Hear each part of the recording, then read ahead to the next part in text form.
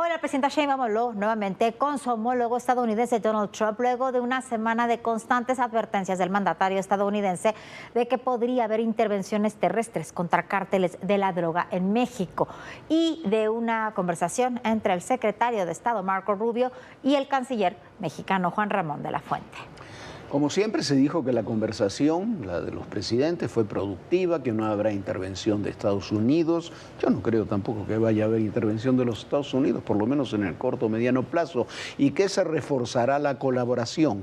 Pero para saber el tono real de lo que ocurrió durante este fin de semana, hay que ir al comunicado del Departamento de Estado del día anterior. Luego de la plática de Rubio y el canciller de la Fuente, dice el comunicado divulgado en Washington que Rubio reafirmó el compromiso de Estados Unidos contra el narcoterrorismo y urgió a México, esta es la parte central del comunicado, urgió a México a tener resultados tangibles para desmantelar redes violentas en nuestro país, detener el tráfico de fentanilo y armas, protegiendo así al país y al hemisferio. Las palabras resultados tangibles son la clave en todo esto. Y quieren decir que Estados Unidos quiere mucho más en el combate contra los crímenes, contra los grupos criminales, incluyendo, como hemos dicho, a los cómplices y protectores políticos de los cárteles. Fue una conversación breve. En 15 minutos se abordaron los temas de interés para el presidente Donald Trump y escuchó los argumentos de la presidenta Claudia Sheinbaum en torno a las acciones de seguridad. Tras la llamada telefónica de este lunes, el gobierno de México aseguró que quedó descartada la intervención militar estadounidense en territorio mexicano. ¿Sí quedó descartada una acción militar? ¿Usted considera que sí? Sí. Tras esa llamada quedó súper descartada. Sí. La presidenta reconoció que el mandatario estadounidense insistió en la participación de sus Fuerzas Armadas en territorio mexicano para combatir a los cárteles de la droga. No obstante, la presidenta Sheinbaum le hizo saber que la colaboración en seguridad está funcionando y que si bien aún queda trabajo por hacer, su gobierno es muy claro en la defensa de la territorialidad. Durante la conversación, el presidente tocó un tema clave para los intereses de Estados Unidos. Le preguntó a la mandataria mexicana sobre su posición ante la intervención de Estados Unidos en Venezuela. Sheinbaum fue clara. La Constitución mexicana está en contra de intervenciones militares y que México se apega a ella. La solicitud de la llamada con el presidente Trump se dio ante las constantes declaraciones en el sentido de tener más participación en la seguridad en México. Al terminar la llamada, en la que no se llegó a algún acuerdo concreto, se observó salir de Palacio Nacional al embajador de Estados Unidos, Ronald Johnson. Momentos después, lo hizo el secretario de la Defensa, el general Ricardo Trevilla Trejo.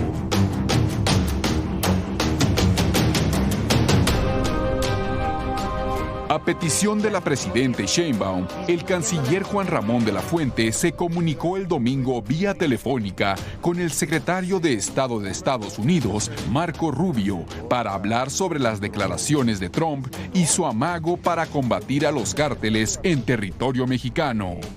Rubio fue claro y exigió resultados tangibles en el combate al narcoterrorismo y al tráfico de fentanilo y de armas en México. Es decir, no solo están atentos a los operativos, quieren también avances en cuanto a los funcionarios que facilitan su operación. Además, reafirmó la importancia de fortalecer la cooperación bilateral para desmantelar cárteles que operan en México y que tienen impacto en la seguridad regional. Con la llamada de este lunes, los presidentes de México y Estados Unidos han conversado al menos 11 veces vía telefónica. La siguiente será muy pronto y tendrá que ver con la renegociación del tratado comercial entre México, Estados Unidos y Canadá. Para ADN Noticias, Fuerza Informativa Azteca. Bueno, insistimos con el tema. Demandar resultados tangibles quiere decir escalar el tema de las aprehensiones, de las investigaciones, de los resultados que se tienen en el ámbito de la seguridad. Aquí lo hemos dicho muchas veces, se están haciendo bien las cosas en el ámbito de la seguridad. Ya vamos a hablar incluso de eso en esta misma emisión. Hay narcolaboratorios decomisados, hay miles de detenidos, capos entregados a los Estados Unidos, capos detenidos en México, pero se necesitan más resultados y se necesita escalar el tema. En el tema del crimen organizado en general, del narcotráfico y del fentanilo en particular y del tráfico de combustibles. Son temas que están ahí presentes. Y ahí, cuando vamos a los cómplices o a los protectores de esas actividades que tienen que ser necesariamente políticos, funcionarios, ciertos empresarios, no sucede absolutamente nada. Y ahí hay ciertos gobernadores, ciertos senadores, ciertos personajes que están en esas listas, a los que les han quitado a muchos de ellos incluso la visa, pero en México no los presentan ni siquiera a declarar. Bueno, y entre los resultados tangibles que está expidiendo los Estados Unidos está la cancelación del regalo de petróleo a Cuba. Washington ha establecido una política muy crítica y muy estricta con el petróleo venezolano y también con los embarques a Cuba. México sigue enviando crudo y sus derivados al régimen de Díaz-Canel y se ha convertido hoy en el único, bueno, quizás en el proveedor más importante de crudo a la isla, con una característica muy especial. Ese crudo es regalado con los impuestos de los mexicanos. Eso es inaceptable para la Casa Blanca. El domingo 11 de enero, el Departamento de Estado emitió un comunicado luego de la conversación telefónica entre el canciller Juan Ramón de la Fuente y Marco Rubio. De acuerdo con el texto, el secretario Rubio reafirmó el compromiso de Estados Unidos en la lucha contra el narcoterrorismo y enfatizó la necesidad de obtener resultados tangibles. Estas palabras son clave, no solo para fortalecer el combate a estos criminales, incluyendo los cómplices y protectores políticos, sino en el papel de México frente a Cuba y Venezuela. Hace unos días, el presidente Trump reiteró que no permitirá que siga llegando petróleo venezolano a la isla. Durante décadas, Cuba dependió de la Unión Soviética, luego de Venezuela, de Chávez y Maduro. En los últimos años, también de México, con alguna colaboración Rusia, China e iraní.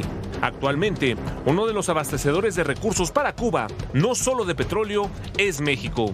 A pesar del actual contexto y las crecientes advertencias a México, el gobierno federal sigue apoyando al gobierno de Díaz-Canel. El 5 de enero, México envió el primer cargamento de petróleo de este 2026 a Cuba.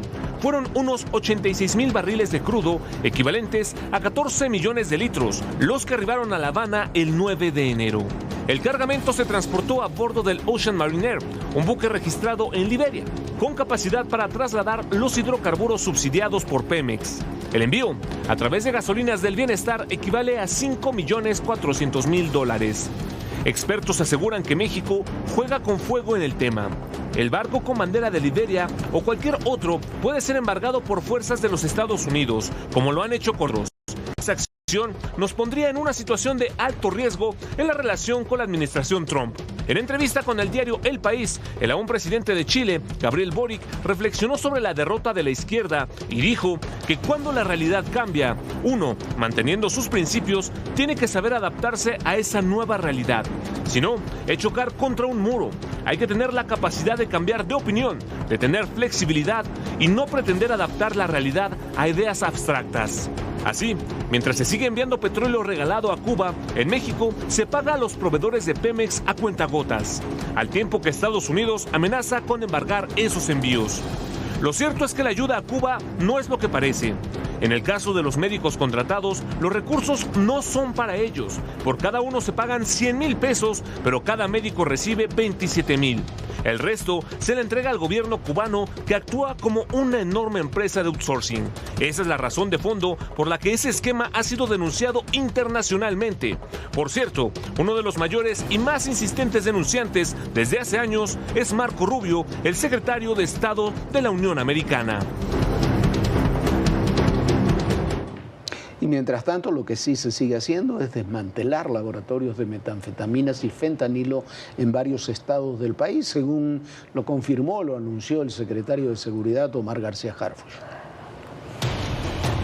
Durante el fin de semana, desmantelaron 3 laboratorios clandestinos dedicados a la elaboración de metanfetaminas en los estados de Sinaloa, Michoacán y Durango.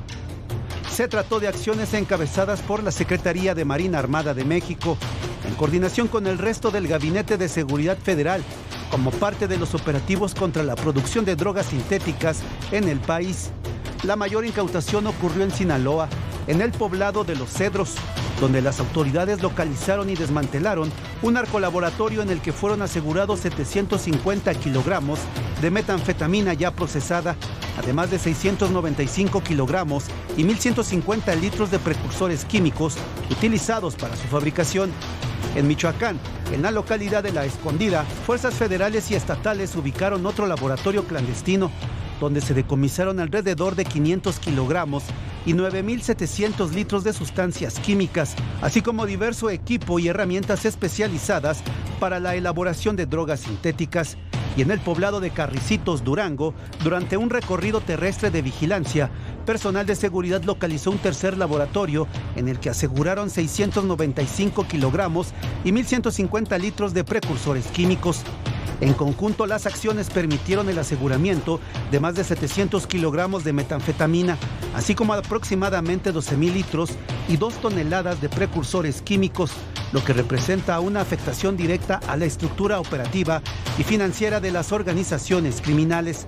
El titular de la Secretaría de Seguridad y Protección Ciudadana, Omar García Harfuch, destacó que estos operativos debilitan de manera directa la capacidad financiera de las organizaciones criminales y evitan que estas sustancias ilícitas lleguen a la población, especialmente a nuestros jóvenes.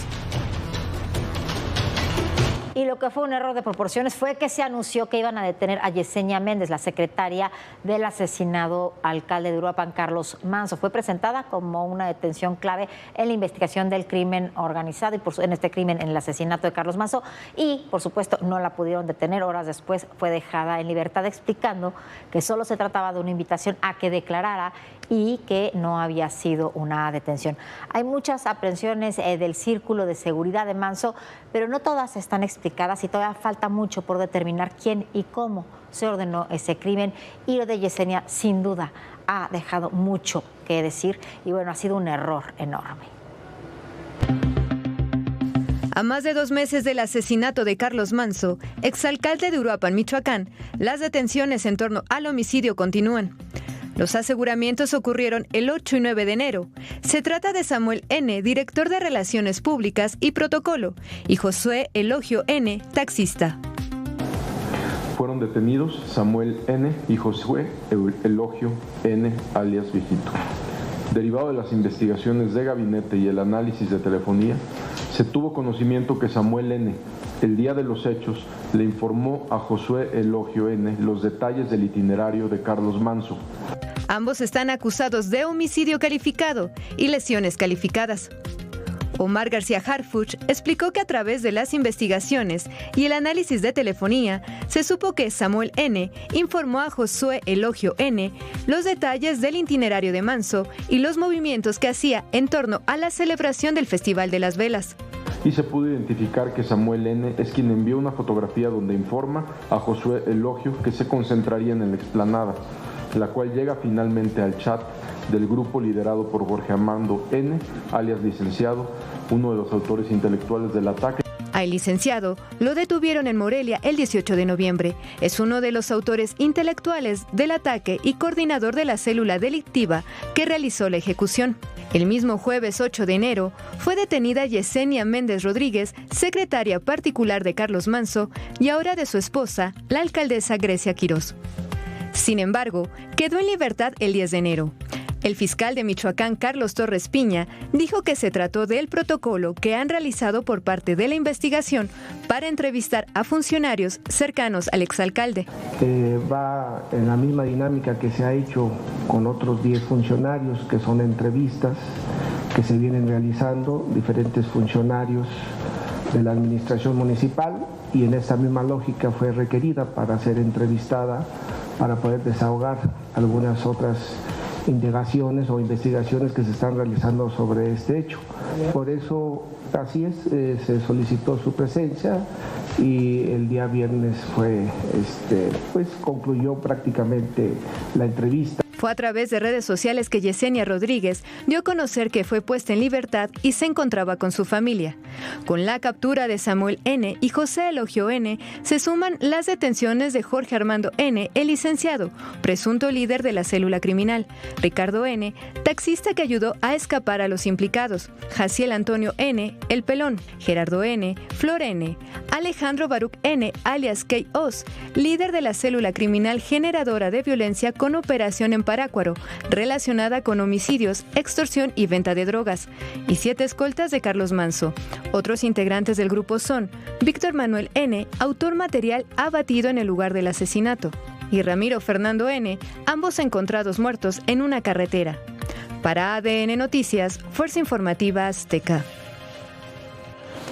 Bueno, ahí está lo de Yesenia, la secretaria. Hay que insistir en el tema. Boletinaron la fiscalía, boletinó que la habían detenido. Ese es el problema. Y hoy, mire usted, vamos a otro tema. Hoy comenzó el registro obligatorio de celulares. No, hoy comenzó hace unos días, desde el día 9. Hay muchas preguntas sin respuestas al respecto, pero más allá de eso, lo delicado es que no hay control alguno sobre esa enorme masa de información que tendrán las autoridades sobre casi todos los mexicanos. En términos de seguridad, es comprensible que exista un registro de quién es propietario de cada celular. Eso sí es necesario, pero lo cierto es que no tenemos ninguna cobertura legal sobre cómo se usará esa información más allá de los ámbitos de seguridad. Está en manos de la Agencia Digital, de la Presidencia, pero han desaparecido las instancias autónomas para garantizar el buen manejo de la información, al tiempo que los hackeos que sufren las distintas dependencias demuestra que tampoco existe la protección cibernética necesaria para protegerla. Este es un reportaje de nuestra compañera Viviana Belsazo. Ahora, en México ya es obligatorio registrar tu teléfono celular. Esto si quieres conservar tu línea o adquirir una nueva. Y tendrás que darle al gobierno tu información personal como el CURP biométrico, identificación oficial y la vinculación directa de tu número telefónico con tu identidad. No es una recomendación, es una obligación y si no lo cumples, tu línea telefónica será suspendida. El argumento oficial, dicen, es combatir la extorsión, el fraude y el secuestro. Pero el problema no es reconocer que el crimen existe. El problema es creer que con ese registro lo van a detener. Porque seamos sinceros, y las autoridades lo saben, los delincuentes no utilizan líneas adquiridas de manera formal. Las extorsiones salen de estos call centers criminales que operan desde hace años con total impunidad. Ahí es donde deberían de estar los operativos, no en obligar a millones de ciudadanos a entregar datos sensibles al Estado. El verdadero fondo del problema no es un registro celular, sino quién va a proteger nuestros datos personales. Y hoy la respuesta es inquietante. El propio gobierno, el mismo gobierno que desapareció los organismos autónomos encargados de proteger la información personal de los ciudadanos. En marzo de 2025 desapareció el Instituto Nacional de Transparencia y Protección de Datos Personales. El contrapeso se eliminó. La vigilancia independiente se extinguió. Hoy los datos que se recaben están bajo resguardo del propio Estado, sin un árbitro autónomo que supervise su uso. Eso abre la puerta a algo todavía más grave, que esa información puede utilizarse como mecanismo de presión, control o vigilancia sobre ciudadanos. Ya lo hemos visto como otras instituciones han sido capturadas o debilitadas desde el poder. Pero hay un riesgo adicional e igual de peligroso: la ciberseguridad. El gobierno de México tiene un historial documentado de filtraciones de datos, desde padrones electorales, expedientes médicos, datos fiscales y números telefónicos que han sido vulnerados, servidores mal protegidos, contraseñas débiles y, por supuesto, una inversión mínima en seguridad digital. Ahora se pretende centralizar una base de datos con los números telefónicos vinculados a identidades. Con esos datos se puede rastrear domicilios, perfilar personas y cometer fraudes financieros o facilitar extorsionar de manera mucho más sofisticada. Si esa base de datos se vulnera, y todo indica que el país no tiene la infraestructura necesaria para evitarlo, la información de millones de mexicanos podría terminar en manos del crimen organizado y entonces el problema sería mucho más grave. Estamos hablando de más de 97 millones de personas que tienen celulares, más del 80% de la población. El combate al crimen organizado no puede justificar que se concentre información sensible sin garantías reales. Los criminales siempre encuentran la forma de darle la vuelta a los controles. Lo que queda expuesto es el ciudadano común y corriente, usted y yo. La pregunta sigue siendo la misma y nadie la responde. ¿Quién protege nuestros datos cuando el gobierno eliminó a quienes deberían de protegerlos? ¿Quién responde si esa información se usa para presionar o si puede caer en manos criminales y qué se hace? Porque una cosa es combatir el delito y otra muy distinta es convertir la seguridad en un pretexto para tener una herramienta de control que además vulnera a los ciudadanos. Pero además quiero repetir, la mayoría de las extorsiones vienen de los call centers, que son básicamente el cártel Jalisco Nueva Generación y del cártel de Sinaloa. Tienen a cientos de empleados o de personas trabajando ahí, de lo más sofisticados, para poder extorsionar 24/7. Ahí es donde se tienen que concentrar las autoridades, porque además de todo, si usted va a alguna empresa de telefonía y quiere tener una línea, sacar una línea, le van a pedir ya su credencial de lector, su pasaporte. Tienen esa base de datos. Donde no están donde están los registros de los celulares, es precisamente en los call centers de los delincuentes, y eso sí es muy importante porque son cientos, miles de personas que están trabajando todos los días para extorsionar a los ciudadanos. Y mientras tanto sigue a cuentagotas, pero en forma constante, la liberación de presos políticos en Venezuela.